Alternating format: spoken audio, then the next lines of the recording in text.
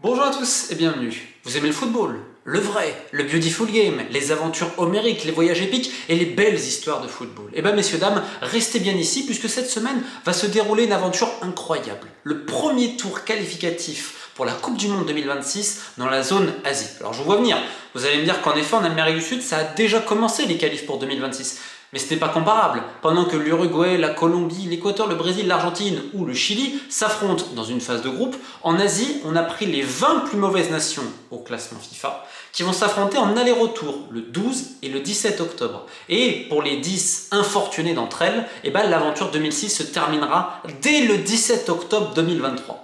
Pour faire simple, pour pas mal de nations, ceux qui ne passent pas ce tour-là ne risquent pas d'avoir de match officiel pendant 2, 3, voire 4 ans. Bien évidemment, puisqu'il s'agit du continent asiatique avec cette énormité-là, puisque ça couvre plein de zones géographiques, on va retrouver des pays qui sont en situation de conflit, en situation de guerre, qui ne peuvent pas jouer à domicile, et d'autres qui vont faire enfin un retour après quasiment, si je ne dis pas de bêtises, ça fait depuis 2007 en effet, que le Pakistan n'a plus joué un match de qualif Coupe du Monde à domicile. Donc rendez-vous compte de ce qui va se passer à Islamabad, parce qu'on va tout de suite commencer par ce pays, l'un des plus grands du monde, qui n'a jamais gagné un seul match de qualification à la Coupe du Monde. Le Pakistan, les Shains, sont dans les dernières nations au classement FIFA et parfois peinent à aligner une équipe. On se rappelle pour tous ceux qui ont lu, livre toujours disponible de Beautiful Game, Foot, guerre et politique, des footballeurs face au destin, il y a 3 chapitres consacrés spécialement au football pakistanais avec plein d'entretiens et tout, dont celui du capitaine, l'un des meilleurs buteurs de l'histoire, Hassan Bashir, le proviseur barbu. Pourquoi je dis proviseur? Parce qu'en effet, il est proviseur d'école au Danemark et en fait, il prenait toutes ses vacances pour aller jouer avec le Pakistan. C'est quelqu'un qui a joué dans les divisions inférieures danoises, qui a eu des graves blessures, un attaquant plutôt assez technique, grand gabarit, qui garde bien la balle de haut but, 36-37 ans. Et il était encore là les mois derniers, puisque le Pakistan, entre plusieurs suspensions pour ingérence politique et le n'importe quoi habituel, entre les ingérences gouvernementales, les luttes de pouvoir au sein du comité, enfin bref, ils avaient réussi quand même à jouer quelques matchs, tous perdus. On rappelle que ça fait depuis 2018 que le Pakistan n'a pas gagné un match, depuis 2018, donc ça fait 5 ans. Et depuis 2007 qu'ils n'ont pas joué à domicile. Et ils en avaient pris 7 en plus à l'époque. Bref, et pour Hassan Bashir, ce fameux proviseur, c'était l'occasion de faire la dernière et peut-être enfin de tirer sa révérence chez lui à domicile. Et là, que nenni, il n'est pas sélectionné, ce qui a été quand même une grosse surprise, parce que c'est quand même le capitaine actuel, l'un des meilleurs buteurs, surtout que le Pakistan n'a pas vraiment de neuf. Regardez les stats, depuis combien de temps ils n'ont pas marqué un but, c'est quand même assez effarant. Sauf qu'il y a un nouveau coach pour les Shaheen, c'est Stéphane Constantine, un Anglais qui avait brillé notamment en Inde. Il est arrivé très récemment, il a interdiction quasiment de parler pour des interviews personnalisées, etc. Bref, entre la paranoïa du comité de normalisation et ce triste tirage pour le Pakistan, parce qu'en 2018 déjà, c'était Cambodge-Pakistan, j'y étais. Et là, c'est de nouveau Cambodge-Pakistan. Et ce qui est intéressant, c'est que le Cambodge, là, on n'a pas les franco-khmers, on se rappelle, les Boris Koch, les Thierry Bin, les Danny Kouch, etc. Pour ceux que ça intéresse, encore une fois. Tout est dedans et j'ai mis les liens pour ceux qui désirent l'acheter. Et sauf que là, le Cambodge participe à d'autres naturalisations, pas de joueurs avec des origines khmer, mais qui ont passé beaucoup d'années au Cambodge, comme cet attaquant camerounais qui est actuellement en Indonésie, mais qui a été meilleur buteur du championnat cambodgien, meilleur joueur même, qui normalement, lorsqu'il aura tous ses papiers, rejoindra la sélection. Évidemment, il y a d'autres affiches. Comment ne pas parler de Afghanistan-Mongolie, l'Afghanistan en pleine reconstruction. Alors, à tous les niveaux. C'est-à-dire que la sélection, elle est très surprenante, parce que tu as quand même des cadres comme Zoïb Islam Amiri, un défenseur, ou Oveis Azizi, le gardien, ils sont plus là, notamment. Il y a pas mal de jeunes, et quand tu vois les CV, c'est beaucoup moins impressionnant, parce que l'Afghanistan, il y avait attention, de par la diaspora, et aussi de par toutes les personnes, le fait qu'ils ont émigré très jeunes avec leur famille, suite à tout ce qui s'est passé forcément dans ce beau pays, en fait, ils avaient une sélection relativement correcte, avec des joueurs éparpillés aux 4 coins du globe, mais qui était globalement cohérente. Le problème, évidemment, c'est que l'Afghanistan ne peut pas jouer à domicile. Donc leur match à domicile, là, cette fois, ce sera au Tadjikistan contre la Mongolie. Alors, immense favori parce que la Mongolie est beaucoup plus faible. Néanmoins, elle est beaucoup moins impressionnante, cette sélection afghane, et il y a pas mal de jeunes, et encore des mecs qui évoluent au pays. Dans les affiches, j'ai envie de dire, il y a quand même un contraste, c'est Maldives, Bangladesh. Un des pays qui fait rêver vis-à-vis du tourisme, un autre où c'est beaucoup plus compliqué. Alors, les Maldives, attention, parce que dans la zone, ils sont pas si mauvais que ça. Le Bangladesh, c'est comme le Pakistan, très peuplé, mais ça ne marche pas. Et pourtant, il y a une histoire incroyable. C'est celle du capitaine Jamal Bouyan. Déjà, ça a été, je crois, simplement l'un des premiers joueurs du Bangladesh à être capitaine d'une équipe en Inde, et surtout quelqu'un, quand il était jeune, parce qu'il a grandi au Danemark, si je ne dis pas de bêtises, qui s'est fait tirer 3 ou 4 fois dans une bataille de gants, etc. Il avait 15 ou 16 ans, il a été pris comme cela. Finalement, il a survécu, ils ne l'ont pas amputé et tout, et il a pu continuer à jouer au football. Mais ce qui est incroyable, c'est qu'aujourd'hui, il a 33 ans, c'est le capitaine historique, le meilleur joueur de l'histoire du Bangladesh, on va être très clair. et bien il joue en Argentine. Je ne sais pas si vous vous rendez compte, l'été dernier, à 33 ans, ce qui montre que quand tu travailles, quand tu es sérieux, quand tu es pro, et ben tu peux être récompensé. Imaginez le rêve pour lui.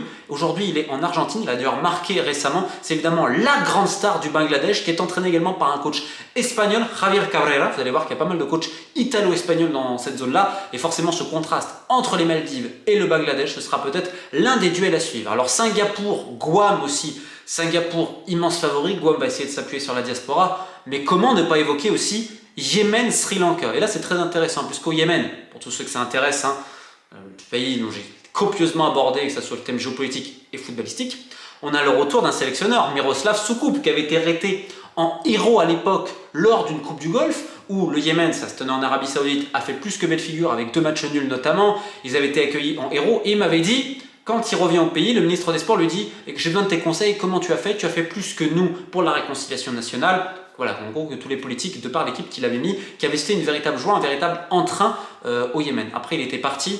Anecdote d'ailleurs, parce que quand il était au Yémen, il était à Sanaa, la capitale. Et en fait, la fédération lui donne un appartement, lui montre l'appartement, et donc il est au premier ou au deuxième.